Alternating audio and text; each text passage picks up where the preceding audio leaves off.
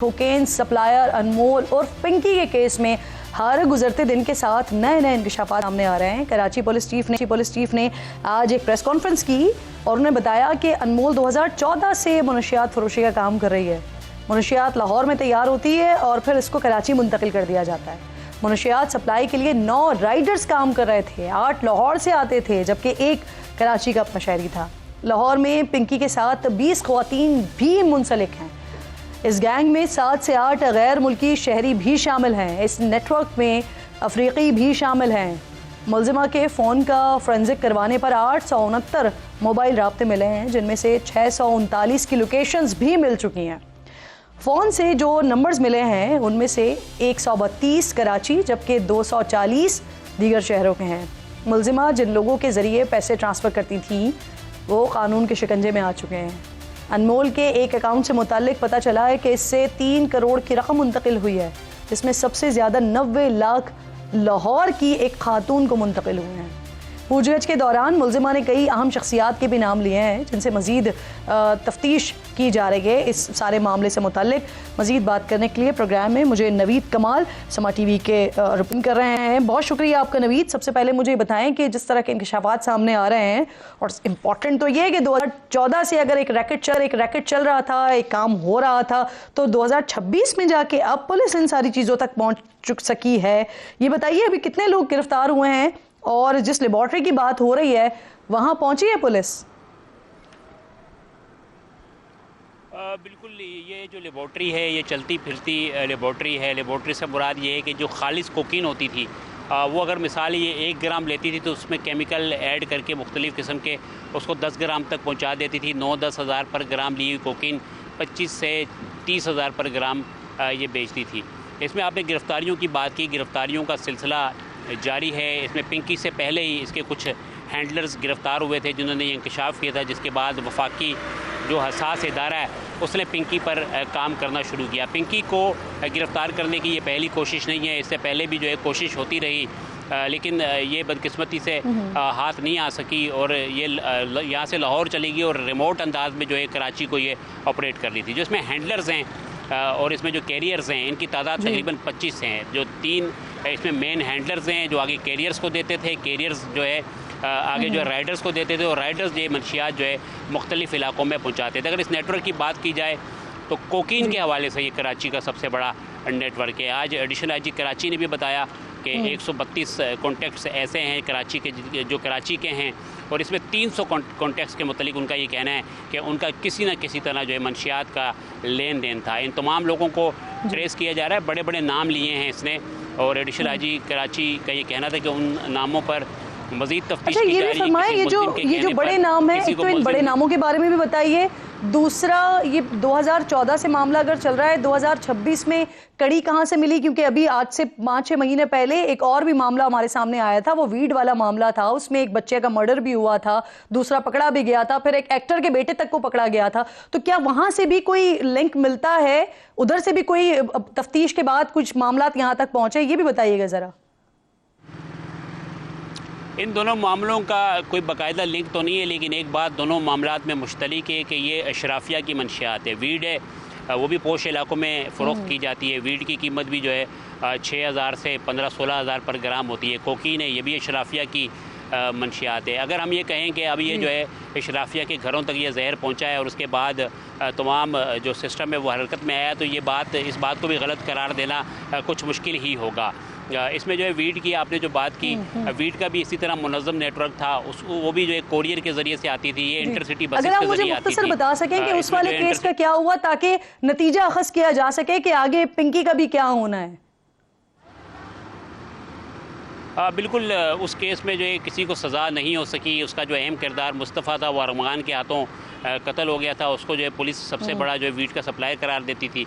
जो अदाकार का जो बेटा था वो ज़मानत उसने हासिल कर ली और वो केस जो है अभी चल रहा है, उसमें कोई फ़ैसला नहीं हुआ है। वो बहुत बड़ा नेक्सस था। उसके बाद ये अपनी जगह वो बहुत बड़ा नेक्सस है।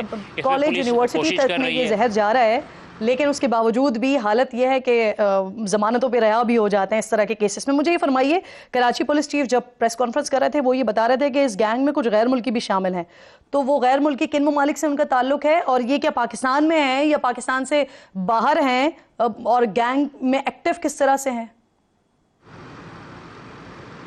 ये जो है खालिस वीड लेकर आते हैं। इसमें जो है एक पिंकी ने भी इंकशाफ किया था कि इसकी एक दोस्त थी किरण, उसने एक गैर मुल्की अफ्रीकी से शादी कर रखी थी। इसमें नाइजेरिया, ज़िम्बाब्वे और मुख्तलिफ़ मुल्कों के कीनिया के ये अफराद हैं जो पाकिस्तान आते जाते हैं, मंशियात ये लेकर आते हैं और कोकीन का काम जो है ख़ुसूसन यही करते हैं और साल से यही करते हैं। एडिशनल IG कराची ने कहा है कि वो लाहौर में कुछ अफराद ऐसे मौजूद हैं जो गैर मुल्की हैं, वो खालिस कोकीन इनको फ़राहम करते हैं। ये खालिस कोकीन में मिक्सअप करके फिर एक सप्लाई चेन अपनी पूरी चलाते हैं जो इस्लामाबाद के पोश इलाके, कराची के और किसी हद तक जो है लाहौर के पोश इलाकों में ये अपना नेटवर्क चलाते हैं। इसमें पिंकी के भाई भी इसके साथ शामिल रहे, इनके दूसरे हैंडलर्स भी इनके साथ शामिल रहे और मुख्तलिफ लोग हैं जिनको इन्होंने तनख्वाह पे रखा हुआ है। 4 से 5 नवीद, अगर मुझे आप शॉर्टली बता सकें, वक्त मेरे पास बिल्कुल खत्म हो रहा है, मुझे ये फरमा दें 132 लोगों के नंबर्स मिले हैं, कुछ इसने नाम भी बताए हैं, तो उन नामों में कौन शख्सियात हैं? अगर उनका कोई हवाला दे सकें, कोई हिंट दे सकें, कोई बता सकें, क्या शोबिज़ इंडस्ट्री से उनका ताल्लुक है या सियासी जमातों से उनका ताल्लुक है? किन सियासी जमातों से ताल्लुक है उनका? बिल्कुल सियासी जमातों से ताल्लुक़ है। साबिक MNA हैं वो एक जमात के, इसमें जो शोबिस के कुछ अदाकार हैं, मॉडल्स हैं, इसने अपनी तफ्तीश में ये इंकशाफ किया और उनको बताया जो खालिस कोकीन होती थी वो अगर मिसाल ये 1 ग्राम लेती थी तो उसमें केमिकल ऐड करके मुख्तलिफ़ किस्म के उसको 10 ग्राम तक पहुँचा देती थी। 9-10 हज़ार पर ग्राम ली हुई कोकीन 25 से 30 हज़ार पर ग्राम ये बेचती थी। इसमें आपने गिरफ़्तारियों की बात की, गिरफ़्तारियों का सिलसिला जारी है। इसमें पिंकी से पहले ही इसके कुछ हैंडलर्स गिरफ़्तार हुए थे जिन्होंने ये इंकशाफ किया था, जिसके बाद वफाकी जो हसास इदारा है उसने पिंकी पर काम करना शुरू किया। पिंकी को गिरफ़्तार करने की ये पहली कोशिश नहीं है, इससे पहले भी जो है कोशिश होती रही, लेकिन ये बदकिस्मती से हाथ नहीं आ सकी और ये यहाँ से लाहौर चली गई और रिमोट अंदाज में जो है कराची को ये ऑपरेट कर ली थी। जो इसमें हैंडलर्स हैं और इसमें जो कैरियर्स हैं इनकी तादाद तकरीबन 25 हैं। जो 3 इसमें मेन हैंडलर्स हैं जो आगे कैरियर्स को देते थे, कैरियर्स जो है आगे जो है राइडर्स को देते थे और राइडर्स ये मंशियात जो है मुख्तलिफ़ इलाकों में पहुँचाते थे। अगर इस नेटवर्क की बात की जाए तो कोकीन के हवाले से ये कराची का सबसे बड़ा नेटवर्क है। आज एडिशनल IG कराची ने भी बताया कि 132 कॉन्टैक्ट्स ऐसे हैं कराची के जो कराची के हैं और इसमें 300 कॉन्टैक्ट्स के मुतालिक उनका ये कहना है कि उनका किसी न किसी तरह जो है मंशियात का लेन देन था। इन तमाम लोगों को ट्रेस किया जा रहा है, बड़े बड़े नाम लिए हैं इसने और एडिशनल IG कराची का ये कहना था कि उन नामों पर मज़ीद तफ्तीश की जा रही है। ये जो बड़े नाम हैं, एक तो इन बड़े नामों के बारे में भी बताइए, दूसरा ये 2014 से मामला अगर चल रहा है, 2026 में कड़ी कहाँ से मिली? क्योंकि अभी आज से 5-6 महीने पहले एक और भी मामला हमारे सामने आया था, वो वीड वाला मामला था, उसमें एक बच्चे का मर्डर भी हुआ था, दूसरा पकड़ा भी गया था, फिर एक एक्टर के बेटे तक को पकड़ा गया था। तो क्या वहां से भी कोई लिंक मिलता है, उधर से भी कोई तफ्तीश के बाद कुछ मामला यहाँ तक पहुंचे? ये भी बताइएगा जरा। इन दोनों मामलों का कोई बाकायदा लिंक तो नहीं है, लेकिन एक बात दोनों मामलात में मुश्तरक है कि ये अशराफिया की मंशियात है। वीड है वो भी पोश इलाकों में फ़रोख्त की जाती है। वीड की कीमत भी जो है 6,000 से 15-16 हज़ार पर ग्राम होती है। कोकीन है ये भी अशराफिया की मंशियात है। अगर हम ये कहें कि अब ये जो है अशराफिया के घरों तक ये जहर पहुँचा है और उसके बाद तमाम जो सिस्टम है वो हरकत में आया, तो ये बात इस बात को भी गलत करार देना कुछ मुश्किल ही होगा। इसमें जो है वीड की आपने जो बात की, वीड का भी इसी तरह मुनज़्ज़म नेटवर्क था, वो भी जो है कोरियर के जरिए से आती थी, ये इंटरसिटी बसेस के जरिए आती थी। अगर आप मुझे मुख्तसर बता सकें कि उस वाले केस का क्या हुआ, ताकि नतीजा अखज़ किया जा सके कि आगे पिंकी का भी क्या होना है।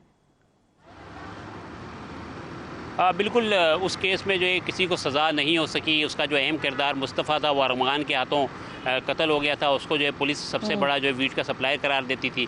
जो अदाकार का जो बेटा था वो ज़मानत उसने हासिल कर ली और वो केस जो है अभी चल रहा है, उसमें कोई फ़ैसला नहीं हुआ है। वो बहुत बड़ा नेक्सस था, उसके बाद ये अपनी जगह वो बहुत बड़ा नेक्सस है। कॉलेज यूनिवर्सिटी तक में ये जहर जा रहा है, लेकिन उसके बावजूद भी हालत यह है कि जमानतों पे रिहा भी हो जाते हैं इस तरह के केसेस में। मुझे ये फरमाइए, कराची पुलिस चीफ जब प्रेस कॉन्फ्रेंस कर रहे थे वो ये बता रहे थे कि इस गैंग में कुछ गैर मुल्की भी शामिल हैं, तो वो गैर मुल्की किन ममालिक से उनका ताल्लुक है और ये क्या पाकिस्तान में है या पाकिस्तान से बाहर हैं, और गैंग में एक्टिव किस तरह से हैं?